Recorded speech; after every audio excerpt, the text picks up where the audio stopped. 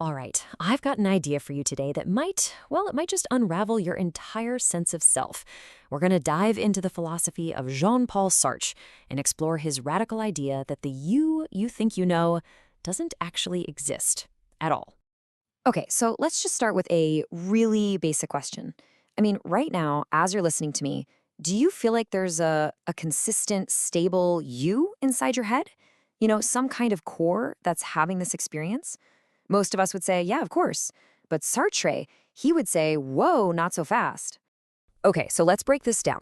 On one side, you've got the view we all kind of grow up with, right? That we have this inner self, like a little captain in our head or a soul, that holds all our thoughts and experiences. But then you have Sartre's view, which just throws that whole idea out the window. He says, no, there's no container, there's no inner core, you are nothing but your experiences, and you're literally creating yourself from scratch in every single moment. So, to really get a handle on this, we got to talk about something philosophers call the transcendental ego. It's a fancy term for a simple idea that there's some kind of hidden, unifying me behind the scenes of my consciousness, pulling all the strings. And for Sartre, this is just a total myth. So here's the absolute heart of it. Sartre's big claim is that there is no fixed part of you that has some kind of enduring identity. You're not a thing that has experiences. You are the experiencing itself. Every single thought, every perception, every action, you are literally building your own being from the ground up. It's a wild idea, right? But it's totally central to everything he's saying. Okay, so how is this constant self-creation even possible? How does that work? Well, to understand it, we've got to completely rethink what we believe consciousness is. Sartre says it's not some inward-looking thing. It's an outward-pointing action. And the magic word here is intentionality. Now, Sartre got this from an earlier philosopher, Husserl, and the idea is this. Consciousness is never just on. It's always onto something. Think of it like a flashlight beam. It's always pointing at something. It's a relationship with the world.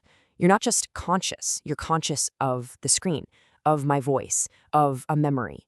Consciousness is basically an escape from itself, always moving towards an object. And Sartre gives this amazing example that just nails it. He says, imagine you're running flat out to catch a streetcar. You're totally absorbed in it. In that moment of pure, frantic focus, are you thinking to yourself, I am running? No way. There's only a consciousness of the streetcar that needs to be caught. Your whole sense of a separate I has just, poof, disappeared. You've basically, in his words, annihilated yourself into the action. Okay, so this all leads us to one of Sartre's biggest ideas, his core distinction that explains how our outward-pointing consciousness actually deals with the world. He calls it the for itself versus the in itself. And honestly, the difference here is pretty straightforward when you get down to it. So first, you have what Sartre calls the in itself. That's l'en-soi in French. This is basically the being of objects. A rock is just a rock. It is what it is. It's got a fixed nature, it can't be anything else. But then you have the for itself, le pour soi, and that is human consciousness. It has no fixed nature. It's always active, it's always becoming something. A human isn't a static thing. A human is a project. So let's walk through how this actually works, step by step. First, you have a thing out in the world. It's just existing, being itself. It's in itself. Then, step two, your consciousness points at it. That's that active intentionality we talked about. And in that moment, poof, the object isn't just a neutral thing anymore. It becomes meaningful for me. A random door becomes my door, the one I need to get through. And here's the real kicker, the final step. In the very act of giving meaning to the world around you, you are defining who you are. You are literally creating yourself. So, if every act of us giving meaning to the world is also an act of creating ourselves, where does that leave us? This whole chain of logic, no inner ego, consciousness pointing outward, it all funnels down to Sartre's single most famous and maybe most powerful idea. There it is. 3 little words that completely rocked philosophy. Think about it like this. A paper knife is designed with a purpose, an essence, before it's ever made. But for Sartre, humans are the exact opposite. We're just thrown into the world first with no predefined nature, no blueprint. We just exist. And you can see how the logic all stacks up, right? If there's no fixed you to start with, and if we're constantly making ourselves through how we interact with the world, well, then it just follows that we don't have some built-in purpose or nature. We're not born brave or cowardly or a genius or anything else. We first are. And only then, through the sum total of our choices and our actions, do we become who we are. We define our own essence. Now, I know what you might be thinking. This sounds amazing, liberating, total freedom to be whoever I want. But for Sartre, this conclusion has a much darker and, frankly, more unsettling side. See, if there's no pre-written script for human nature and no universal moral code handed down to us, then we're basically operating without a safety net. Sartre was a big fan of this line from Dostoevsky. If God is dead, if there are no universal truths, then everything is permitted. Anything is possible. There are no fixed rules. And this brings Sartre to a really chilling conclusion.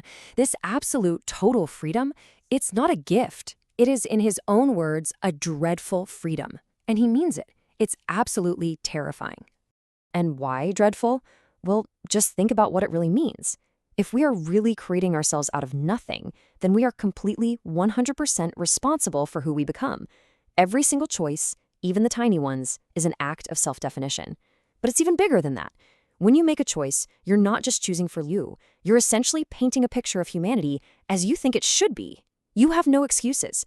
There's no destiny to fall back on, no human nature you can blame for your actions. There's just you and the crushing weight of your choices.